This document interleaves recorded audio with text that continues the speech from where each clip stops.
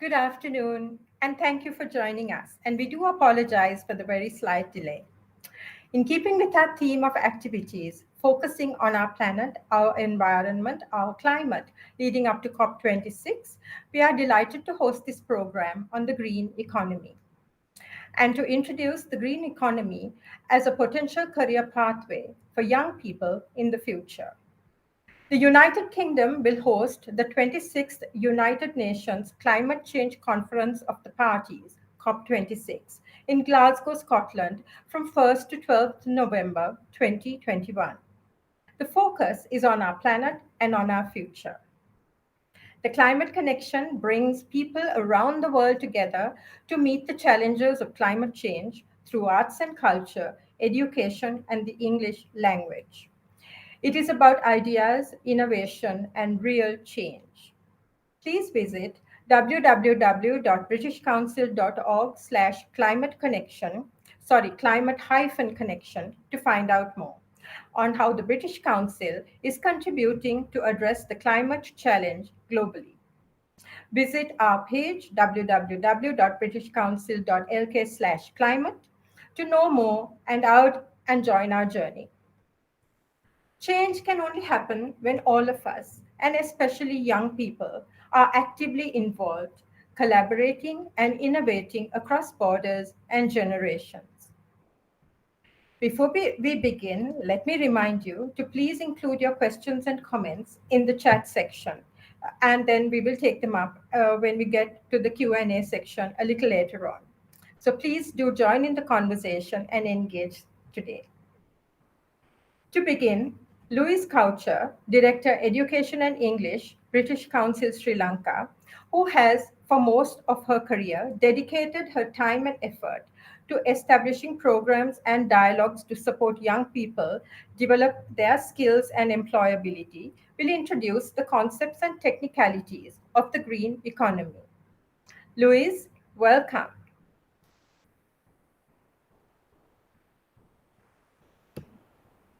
Thank you. Hi, Louise. Hello, Renali. Hello, everybody who's joining us at this webinar today.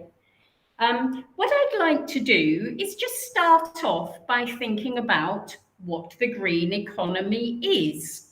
So I've put together some thoughts about what it is and why it's important, and to be honest, the opportunities it will provide us all for jobs in the future. So I'm going to attempt to share my screen. Those of you who know me know I'm not the most technically competent person, but fingers crossed, here goes. I hope you can see my screen, and possibly you can see a little mini me in the corner where I think I'm blending in quite well with the background.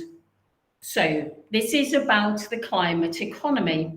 And when I was preparing for this webinar, I just thought, do I really understand what it is? So I did a little bit of research and came up with what I thought was a really useful working definition from the United Nations Environment Programme. Hopefully you can see my screen, so I'm not going to read through this as you can read it.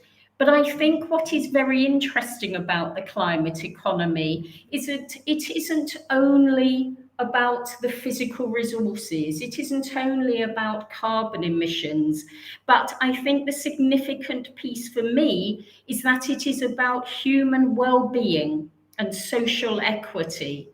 The climate challenge affects everybody on the planet. It doesn't matter where they are. The challenges are there for all of us.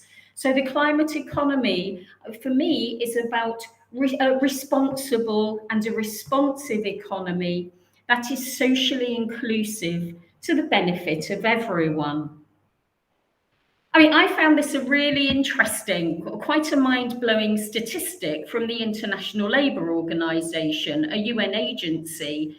1.2 billion jobs depend on a healthy environment. And of course, when we think about the green economy, obviously, we think about the energy sector. We think, and particularly in Sri Lanka after the Pearl Express disaster, we think about our biodiversity, the marine life, agriculture. But it's not only that.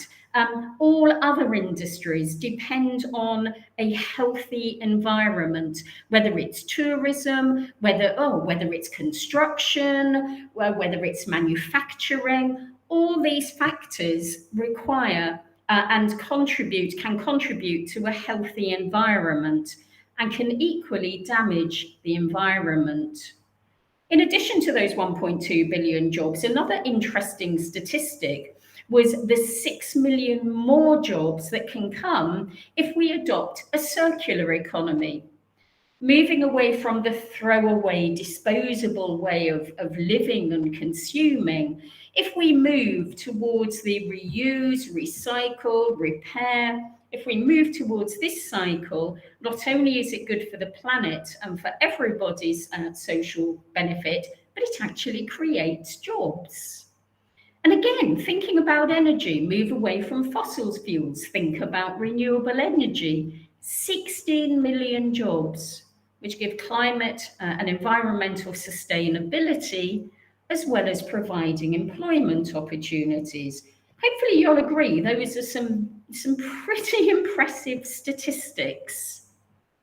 So what might the jobs look like? The same as everybody else, I went onto Google, I Googled green jobs, and some really interesting things came up. Again, I won't read through these, the links are there, but I found some really interesting ideas. Green designer, the apparel garment, fashion, textiles. And again, here we can have the circular economy, sustainable textiles, bamboo textiles, construction, and not just in the construction materials, but ways in which in colder climates we insulate our buildings, or in hotter climates we ensure good airflow.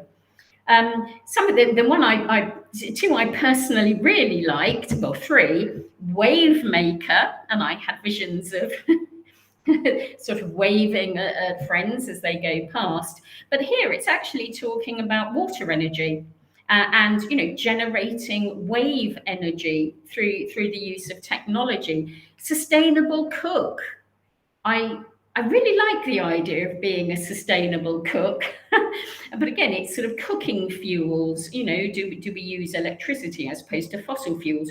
Sourcing food locally rather than flying meat or fruit or vegetables or cooking oil or whatever around the globe.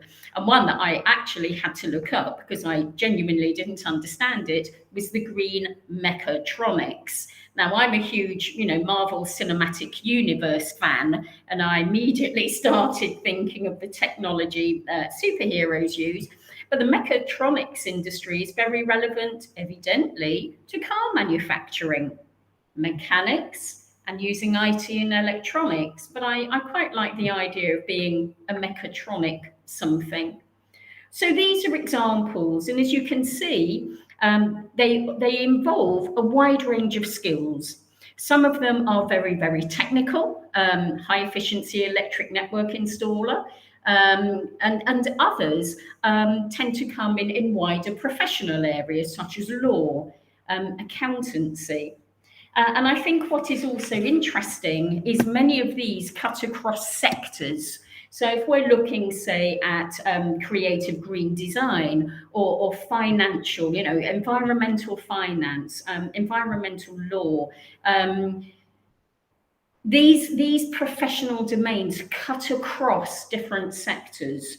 So jobs like project manager, HR specialist, marketing, logistics, transport, and supply chains. I don't quite understand blockchain, but it sounds as though it should be relevant. All of these areas can be in construction or energy development or in the creative sector.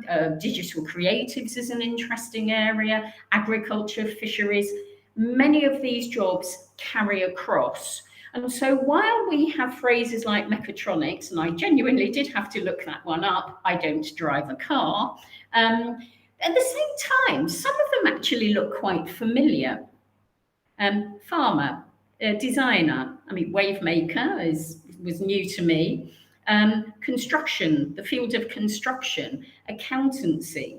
So what I found was really positive is that the green economy does not necessarily involve starting everything from scratch. And I found a very interesting quotation in a GIZ report written 6 years ago now, that since the required skills could often be met by professions that already exist, the improvement of existing professional skills is more important than developing new green professions. Well, in the 6 years since that was written, there may be a slight perception shift, but I think it is very important to acknowledge that green jobs are not only new types of jobs, and we're well aware of that very familiar statement that most of the jobs we'll be doing in 10 years haven't been created yet. So obviously green jobs may be new types of jobs, but I think very usefully and very importantly, it's good to remember that they are also traditional jobs that have been modified in a green perspective: green finance, green legal practices. So very encouraging there. And so then I started thinking, how can we define the green world of work?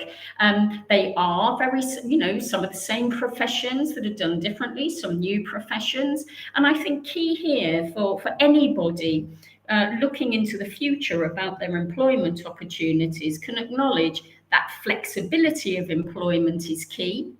We adopt a different approach to training, very demand-driven. And how qualifications can be used across not only different sectors, but potentially different geographies. And careers guidance, making an informed decision, is key here. I think another feature is looking at the acquisition of knowledge and skills as being quite movable. And maybe we do a mix of starting with secondary, some vocational training and qualifications, maybe some of the more traditional higher education academic qualifications. And when we add to this idea of lifelong learning and continuing professional development, I think it presents a really positive pathway for the future. We don't know all the jobs yet, we don't know all the answers, but this flexibility, modular approach is extremely positive as it allows us to move and grow in our professional life with sectors, with the employment sectors as they change. And lastly, obviously we're talking about the innovation and technical changes that come as economies change and the transition to the green economy. And above all, I think in terms of personal qualities, it's about being adaptive and resilient, thinking portfolio career, thinking about porting knowledge and skills to different sectors. So thinking ahead. If you're, those of you who are on the call, if some of you are at that sort of decision-making point when you're not too sure what you're going to be doing in the future, I think it is useful to realise that there is still a mismatch between the skills offered by potential employees and the skills needed in that transition to the green economy. And this creates opportunities. By doing a little bit of forward thinking, if skills are in a shortage in certain areas, then by choosing that as a career pathway really can be a bonus for individuals because they become highly sought after in the labour market. And similarly, while training providers, whether they're vocational education institutes or universities, as they ensure that their training offer prepares for the green economy, a suggestion here is plan your career. Think slightly further ahead. If you want to pursue a career in a particular space that meets the requirements of the green economy, find out what courses are available. What kind of qualifications are sought? Are they broader qualifications? Are they highly technical and specialised? The general prediction is it would be a mix and match of both. bit of forward planning. And then finally, employers are absolutely critical in shaping the green economy. These are the people on the ground who deliver the economy, and they have a key role to play in matching their demand, what they need to deliver their business, whatever it is, and the supply of the workforce, and can usefully inform policymakers to have a good effect on the supply side, but also job seekers. So a little bit of savvy thinking, think ahead, find out what employers want. Find out what key employers in any of the sectors we've mentioned, whether it's agriculture, whether it's marketing, whether it's the fashion sector. Find out what they're looking for. What are the knowledge and skills? And what are the jobs they are recruiting, not just now, but as they grow their business, because they will have a plan and they will be clear about how they need a workforce to be able to help them continue to grow their business. So those are just a few ideas for those of you who may be at a position of thinking through what your employment opportunities are. And I think, this really is all I wanted to say for now. But I truly think that the green economy, it is with us already because of the climate crisis. It is here to stay. And I think it will provide really, really good opportunities for very rich and rewarding careers.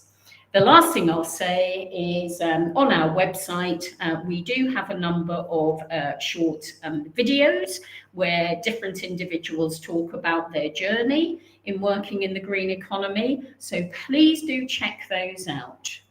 So that is the end of my initial presentation. Thank you very much. And I will hand back over to Mrinali, assuming I can stop sharing my screen.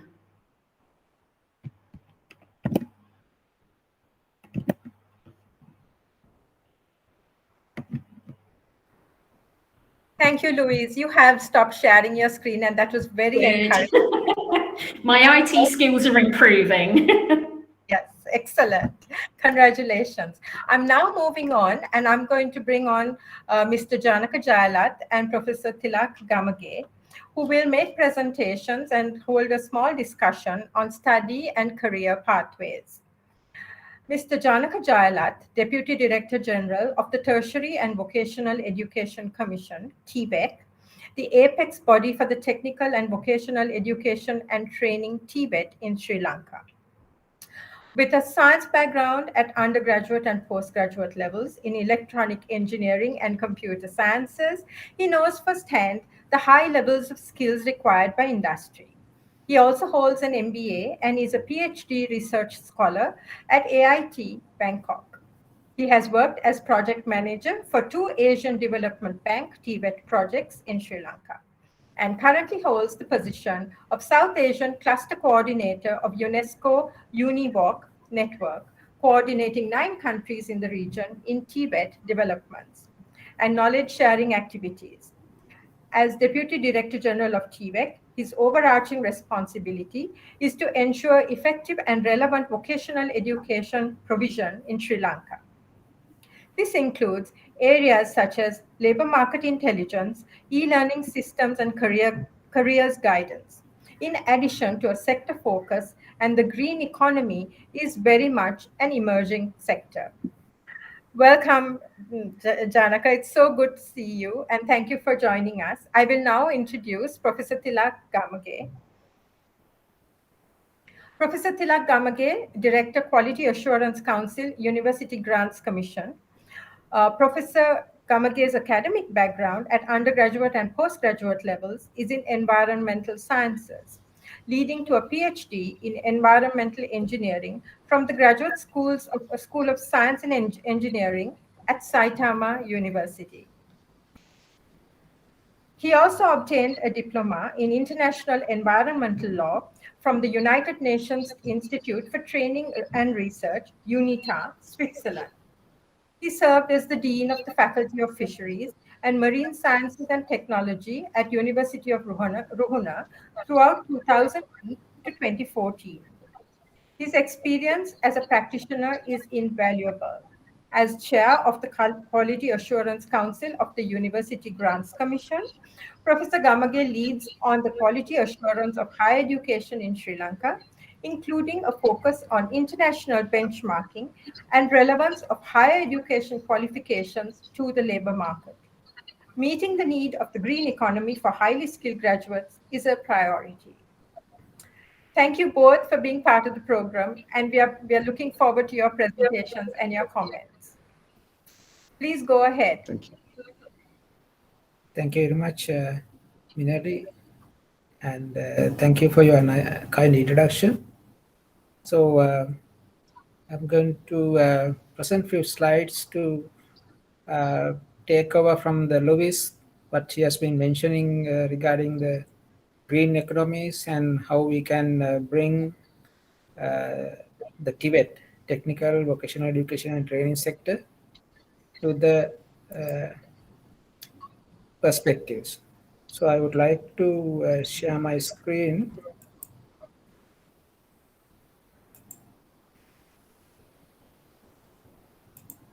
Hope you could see my screen.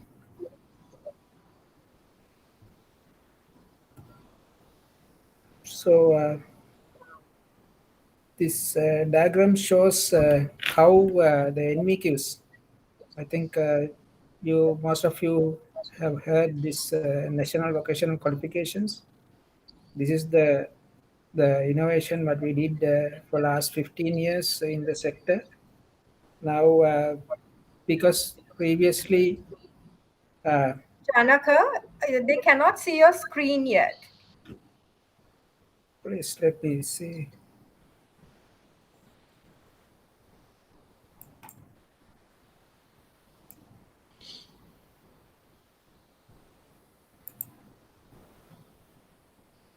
Can you see the screen right now? I cannot see it right now, but yes, it's visible now. Yes, you can go Okay. ahead. Thank Okay. you. Thank you. Sorry for the mishap. You can see this diagram is showing how general education, higher education, and world of work connected through the NVQs, National Vocational Qualifications, because uh, these NVQs are different from general and higher education. The certificate that we give is because earlier system certificate was given to what you have learned, but in the NVQs certificate is given what you can do. That is the greatest change in this kind of certificate. Really looking at the competencies. In competencies in terms of greening is very much related to the climate change, and we are trying to embed some of the greening practices into the curriculum. Uh, so, in considering the greening initiatives in technical vocational education and training, there are some five major approaches that I'm going to describe later.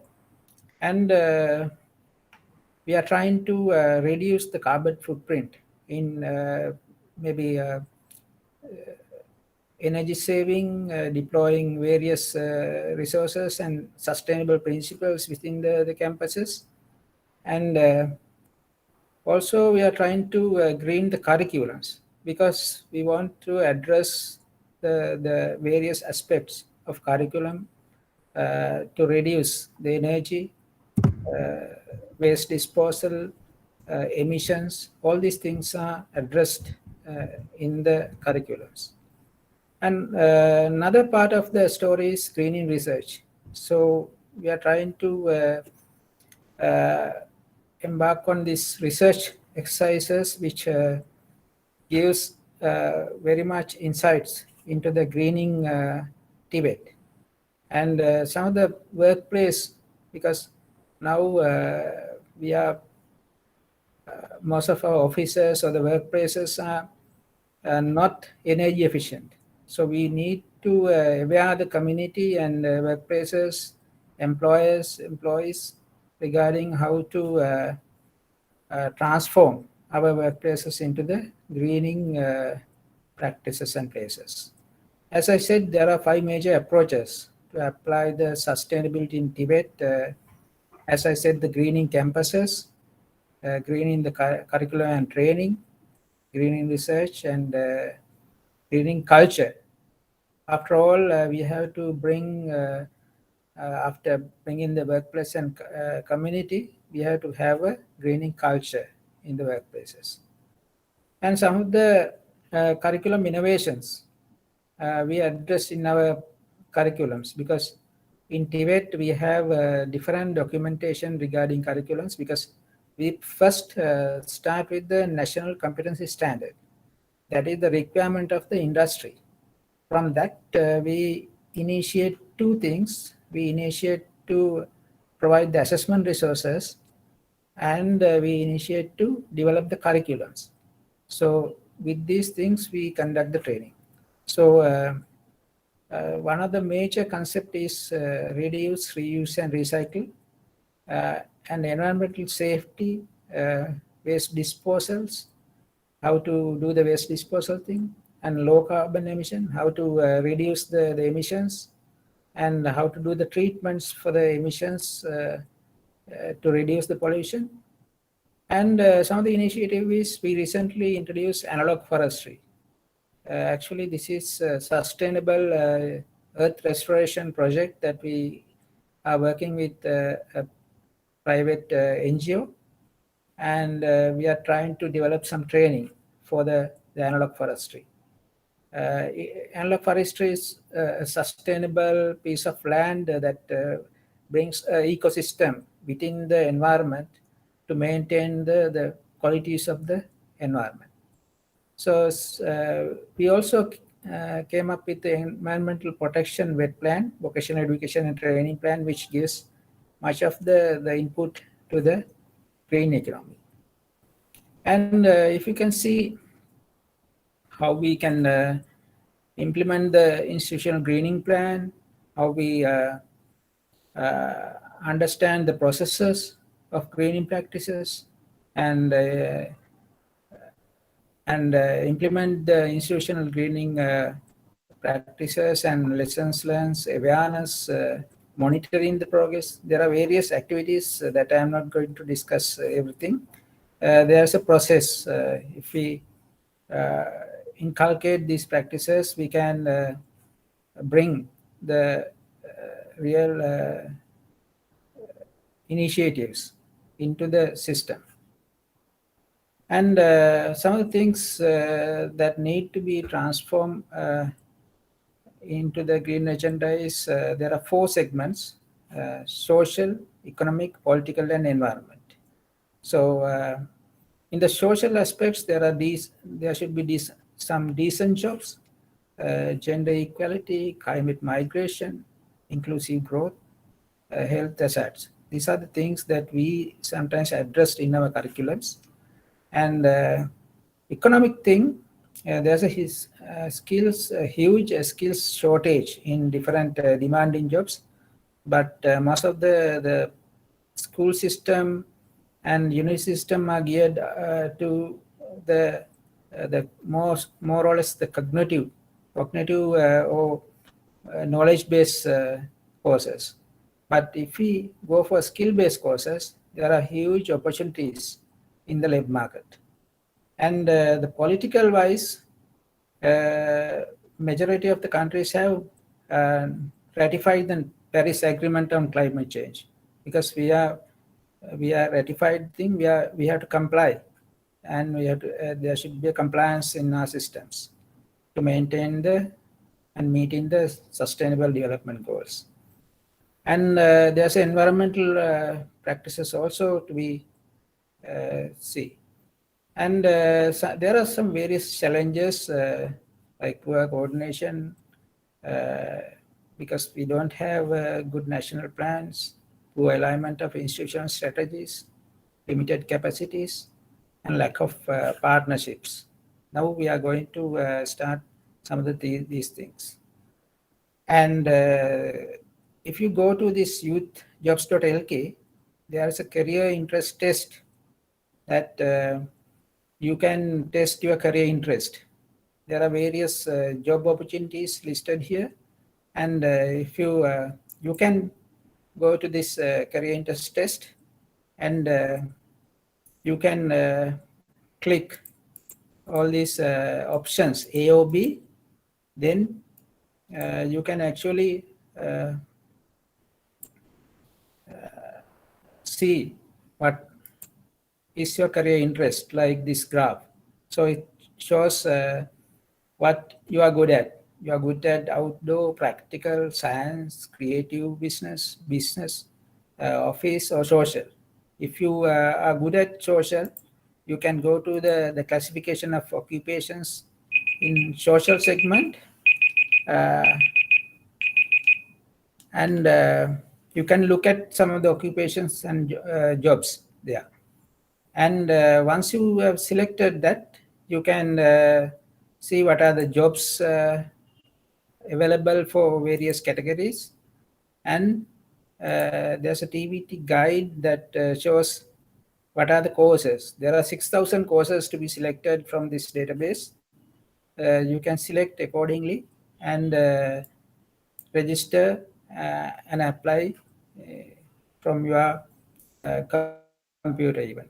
And after you completed the course, you can actually log in for job opportunities. There are various job opportunities listed here, and also skillful employees. So various companies can ask for a recruitment. So we have some matching mechanism there. Also, we are going to revamp this website and upload a new interface. We are going to launch it very soon. Thank you very much.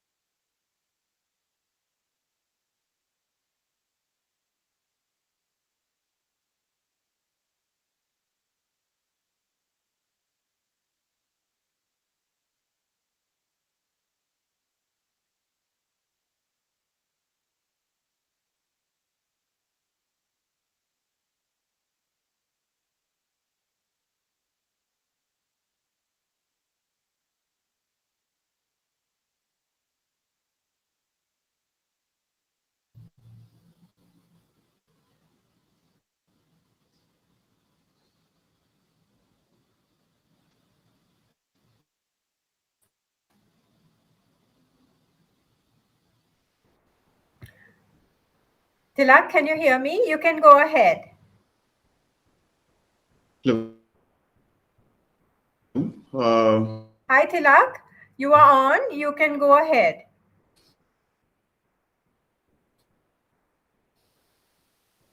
Tilak, can you hear me?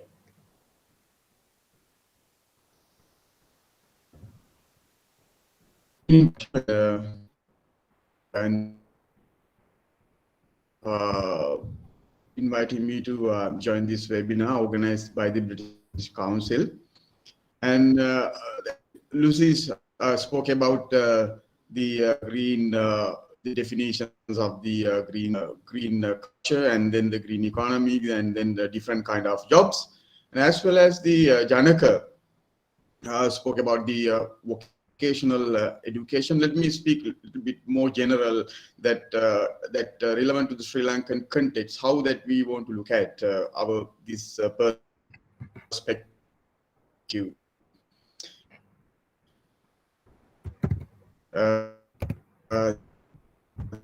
All the state, therefore, as national universities, we are all depending on the national funding, and we have the responsibility to provide education fitting current needs of the country. And as the country needs the dedicated young resource pool to develop the economy of this country. And the Sri Lanka has achieved a significant progress in these basic education indicators. I want to repeat that word, basic education indicators, not the higher education. Compared to many other countries, that we are ahead of the basic indicators of the basic parameters of this education. The particular in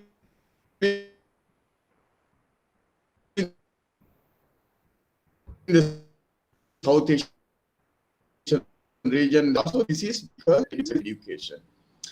The relationship between the higher education and the workforce are linked with the economic, and therefore the expansion of education to demanding professions is an important role of a university. Similarly, increasing opportunities to get the benefit to the country is an important role of the government, that in the vice versa, that the other way that the government should be able to get the benefit of the young workforce to develop the economy. Now, let me briefly explain about the economic main key economic categories of this context.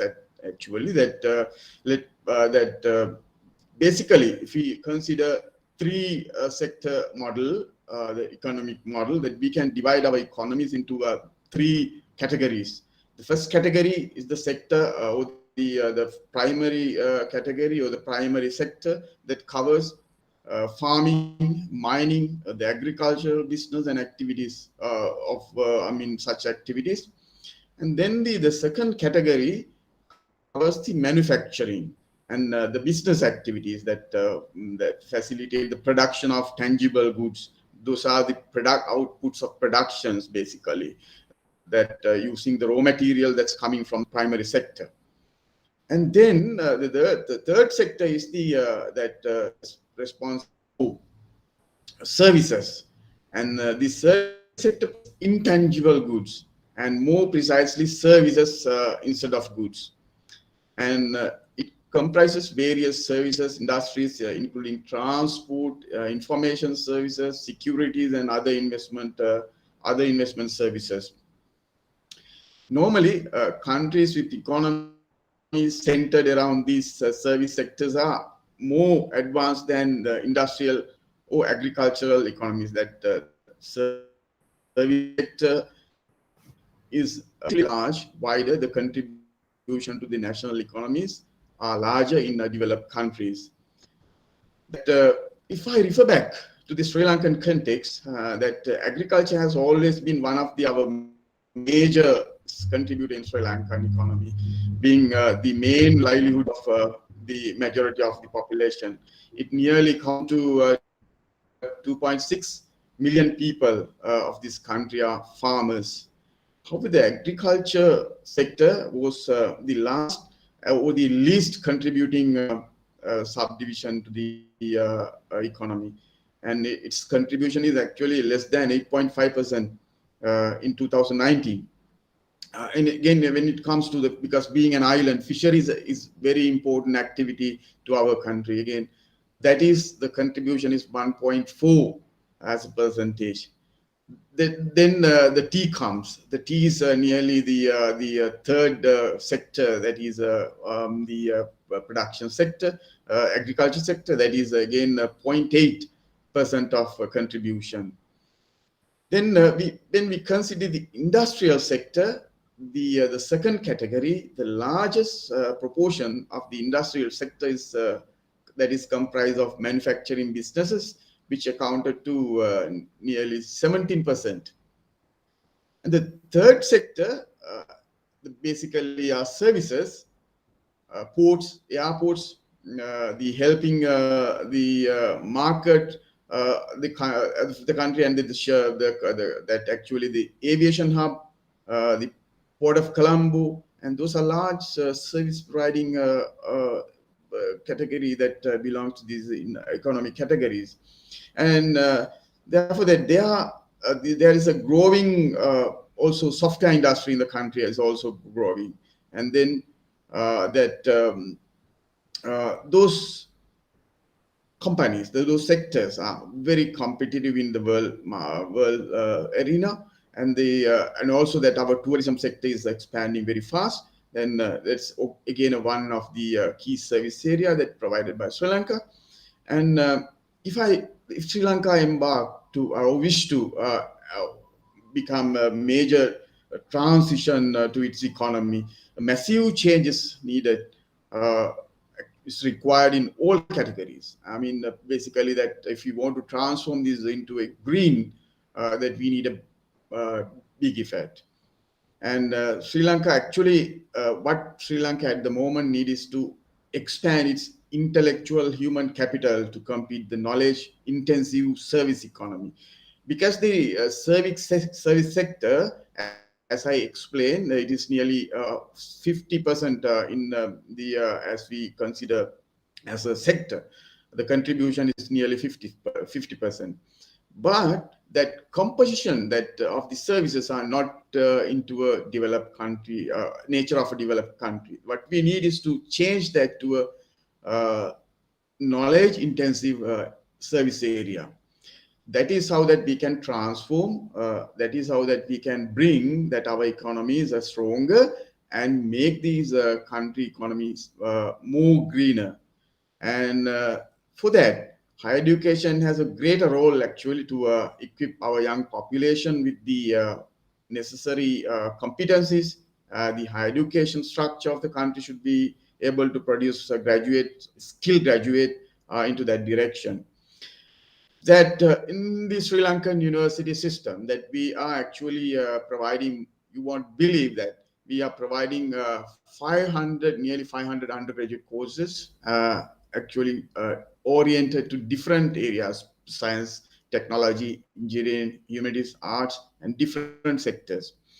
And then that the actually continued economic growth in the Asian region is upon the ability of the region's economies to transform themselves to effectively into knowledge-based economies. And then that in the case of Sri Lanka, actually, unfortunately, Sri Lanka is placed relatively low in the relationship between knowledge contribution to the development of economies. And the ratio basically considered as the ratio of the between tertiary education, number of students enroll in tertiary education, and the number of students enroll in the total student population at the age of 5. And in this percentage, 21.13% in 2019. And now that that is very low compared to this other region, this parameter in the region.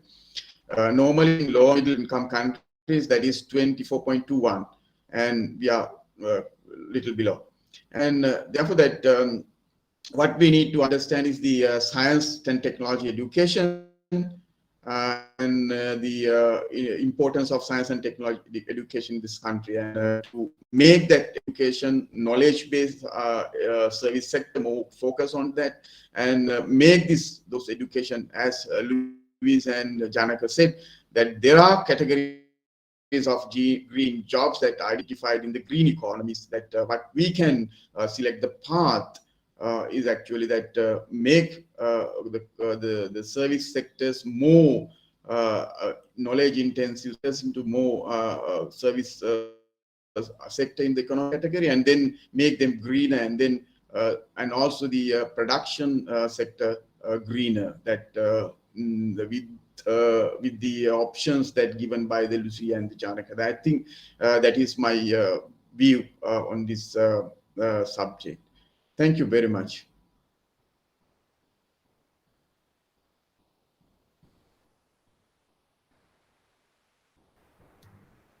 Thank you, Tilak, and thank you, Janaka. That was very interesting, and I think I'm hoping there'll be lots of questions.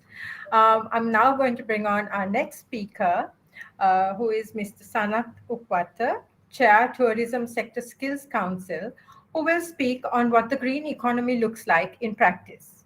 Mr. Ukwata is also the Chairman and Managing Director of the Mount Lavinia Hotel Group and the founder and chairman of the International Hotel School in Mount Lavinia, providing training in hotel management and operations.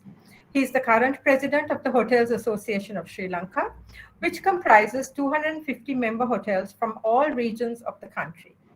As chair of the Tourism Sector Skills Council, he leads the sector in analyzing its labor market intelligence to support the development of a qualified and competent workforce that meets international standards. By forecasting trends and requirements, the sector can start building the skills of young people now for their future careers, including a green visitor economy. He will be providing insights into what the green economy looks like in practice. Welcome, Sanat. Thank you for joining us. Thank you, Mrinali, for the introduction. Please And go ahead, all yours. yeah, I hope you can hear me. And thank you, Mrinali, for the introduction. As Janaka and Tilak mentioned in their presentations, there are a lot of opportunities for job opportunities for the green economy, people who wish to engage in the green economy.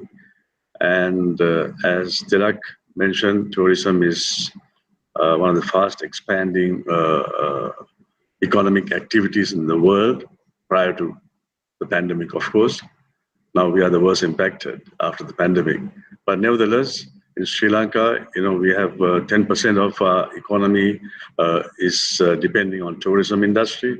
So therefore, there are a lot of great opportunities in the tourism sector for the youth to engage in. And the green economic activities are becoming more and more popular in the hotel sector in particular. As Louise mentioned in her insightful presentation at the start, as per the United Nations Environmental Program, an inclusive green economy is one of the I wrote it down here when she was mentioning it, is one that improves human well-being and social equity while significantly reducing environmental risk and ecological scarcities.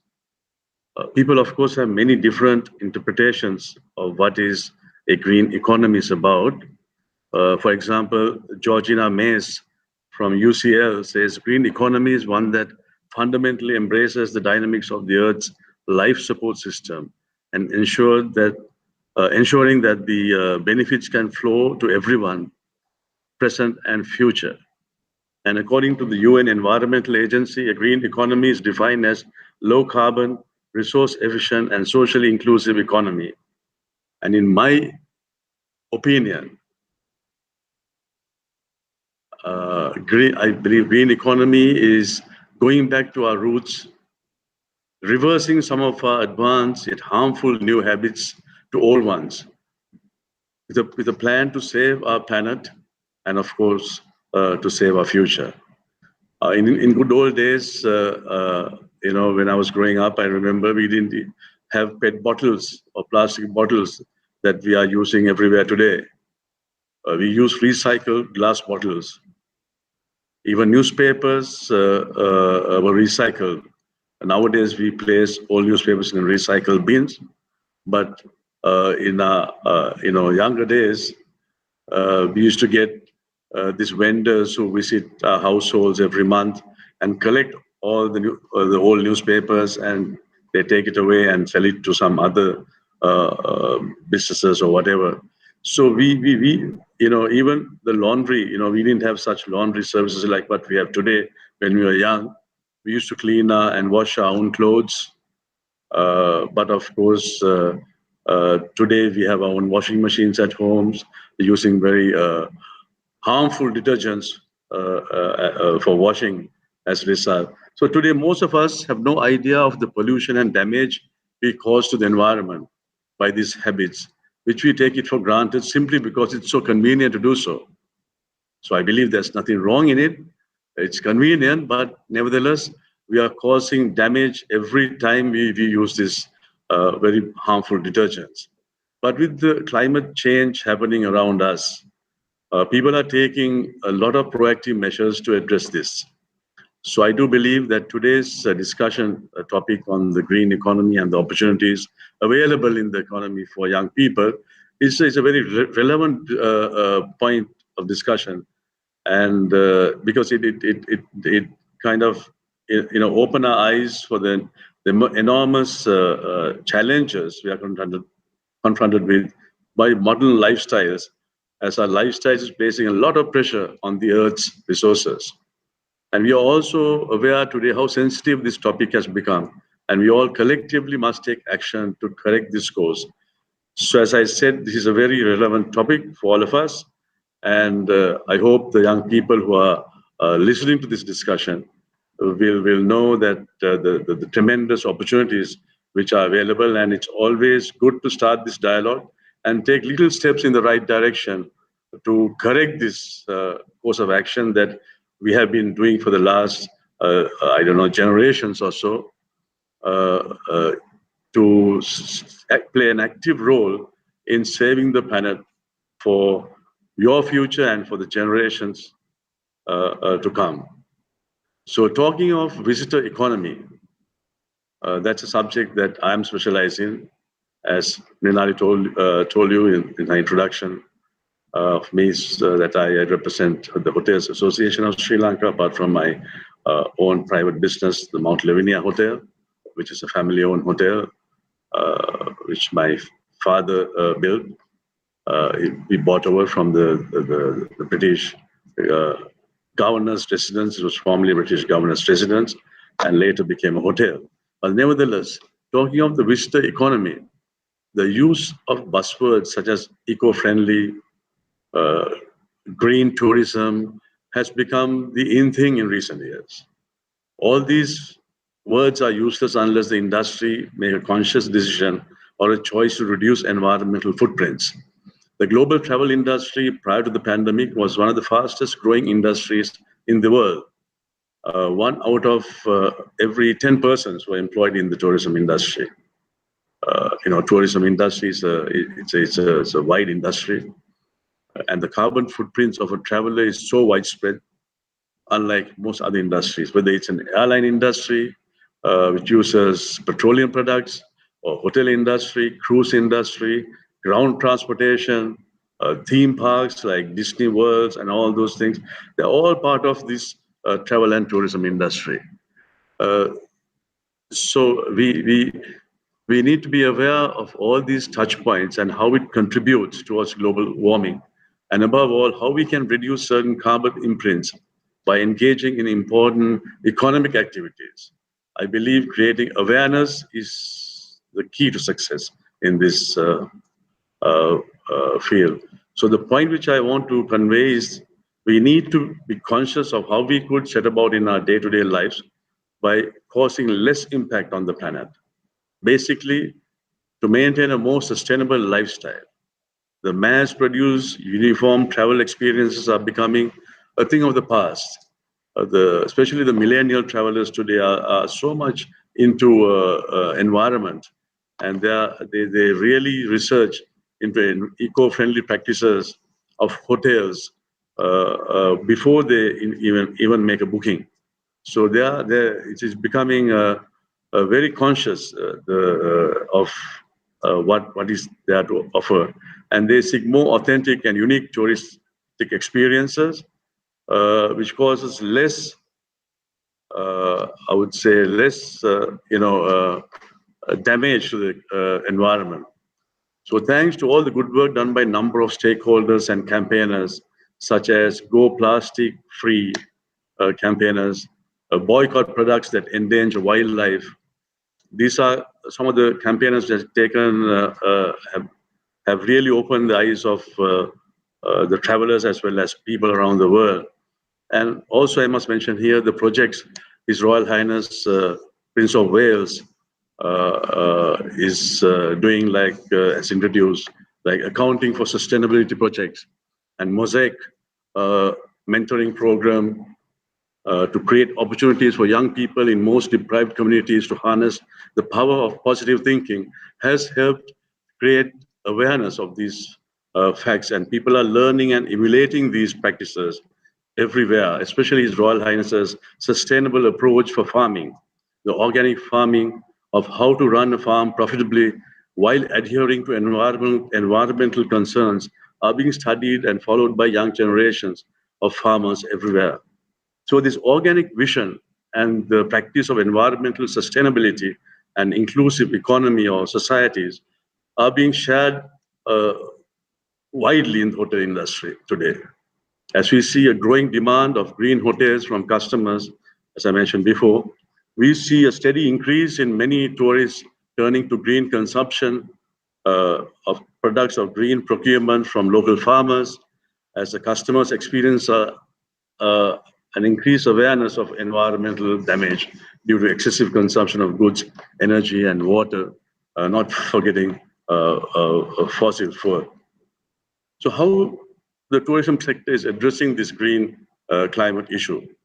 Currently, we are facing huge environmental issues, which includes climate change, ozone depletion, pollution, high consumption of resources, and increasing amounts of solid waste. Hotels, like any other industry, exerts an impact on the environment, and we acknowledge this. Over the past decade, hotels in Sri Lanka especially have been practicing various sustainable practices in their operations. For example, the water saving through towel and the sheet reuse programs, like advising and encouraging guests not to change towels and bed linen daily, use of low flow faucets and showers, energy saving through implementation of light sensors, the replacement of central air conditioning with individual air conditioning, ecological purchases such as environmentally friendly cleaning products, as said earlier, the food from local growers and producers, reducing biodegradable soaps, also recycling segregation of garbage, using organic, detergents, soaps, whatever, for sustainable packaging are some of the measures that hotel industry has taken already. Even all the in-room stationery, like the paper pads and the writing instruments are all, we have changed. In most hotels we have changed now, other hotels are in the process of changing. In Sri Lanka we use paper from recycled paper from elephant dung, and we use pencils instead of plastic pens, which are more easy to process. So more and more hotels are incorporating green and sustainable practices in their daily activities to minimize the environmental impact. And also in some hotels, they have even formed green teams headed by high-ranking officials to ensure staff is adhering to these practices, as well as, of course, the guests, and to develop more initiatives in this regard. In 2019, the Hotels Association of Sri Lanka set a goal to be free of single-use plastic by 2022 March. But unfortunately, with the COVID-19 pandemic, the whole thing changed. And today, it's so sad to say that we are using the use of more plastic to the mix, to come in, because we are using various disinfections and various other cleaning materials to because of this pandemic. So our plastic usage has gone up right now, but nevertheless we are committed and in reducing these, and we are practicing these measures amidst all these challenges that we are faced with.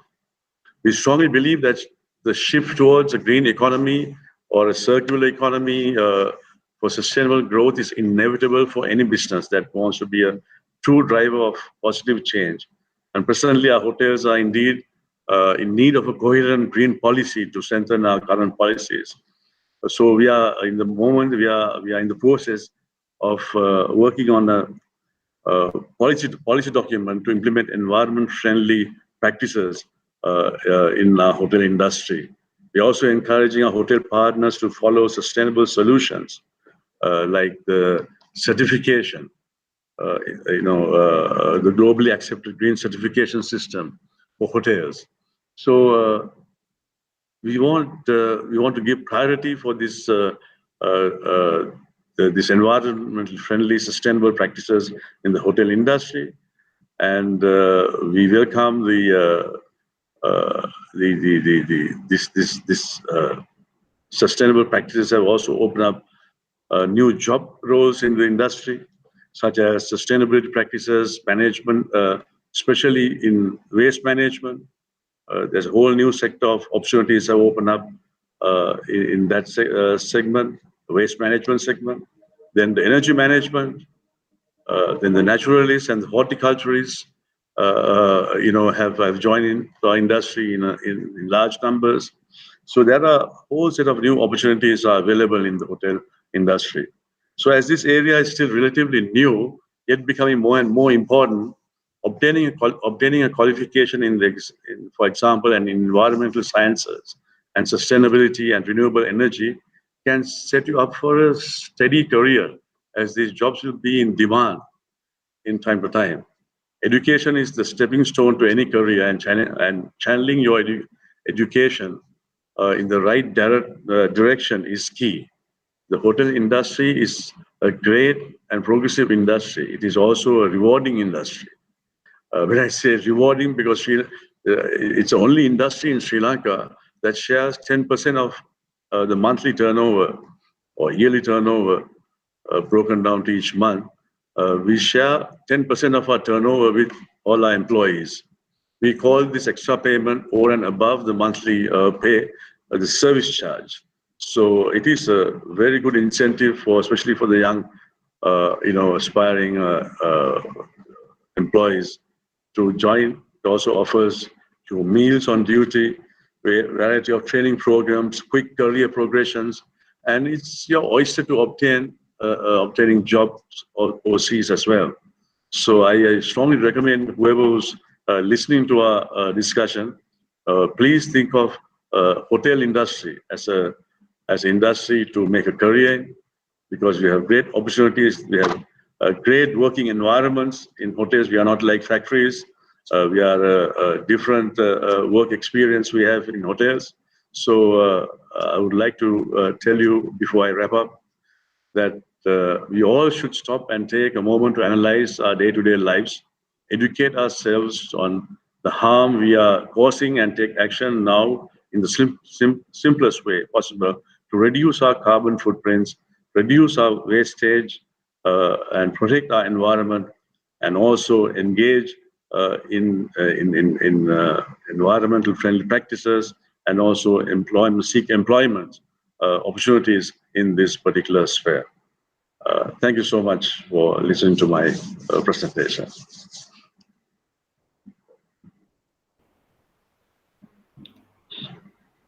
Hello, I'm back again.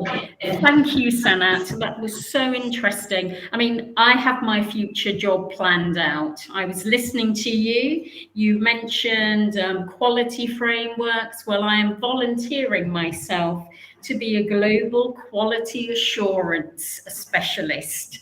I like the idea of traveling globally to visit hotels to see how they're delivering their green agenda and checking their green credentials. But apart from that, I think you raised some really important points. I mean, listening to you, I heard you describe things that every single one of us can do. and that's that personal accountability and responsibility for our consumption, whether it is of electricity, whether it is management of waste disposal of what we consume. But I think you raised this critical point that not only in industry, but every single individual can commit to acting and thinking in a sort of socially inclusive and responsible way. Bringing in Janica and Tilak as well, I would just like to sort of wrap up, if it's possible to have us all on the screen. I'm not too sure, colleagues. But again, while I was listening, what it reminded me of is the very, very, very close collaboration between training providers, whether it is in further education, vocational education or higher education, and employers. And so, you know, Sanat, you and your colleagues in the sector have this insight and knowledge of what the sector requires, as do other sector leads. And it is wonderful to see that collaboration in providing learners, students, trainees, with that hands-on experience within the industry, because that is what really matters. I would like to suggest that we, if we can, I would like to invite my colleague speakers and anybody still on this podcast to join us for a webinar at a later date on apprenticeships and work-based learning, on-the-job training, because I think that in itself is changing in the way it is delivered. And listening to Sanat, what I'm hearing is a very strong commitment on the part of a sector to ensure that that hands-on experience is provided.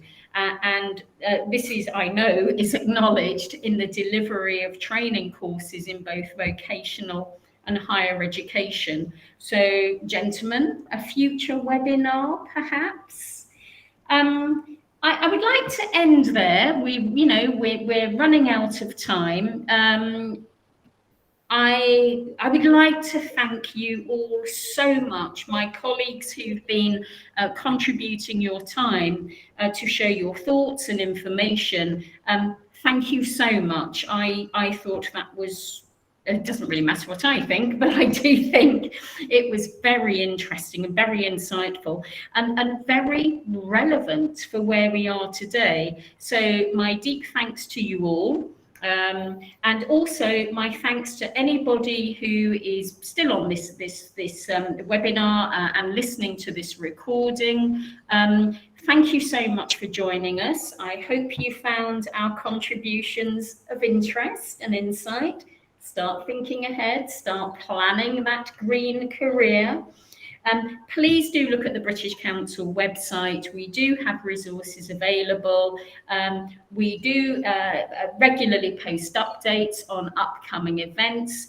So on behalf of the British Council, thank you to my colleagues, the speakers, Sanat, Tilak and Janica. Thank you to my colleagues for doing the technical side of things. And thank you to all of you who took the time and the trouble to join us late this afternoon. Thank you very much. Thank you. Thank you. Bye. Thank you. Bye. Bye. Bye.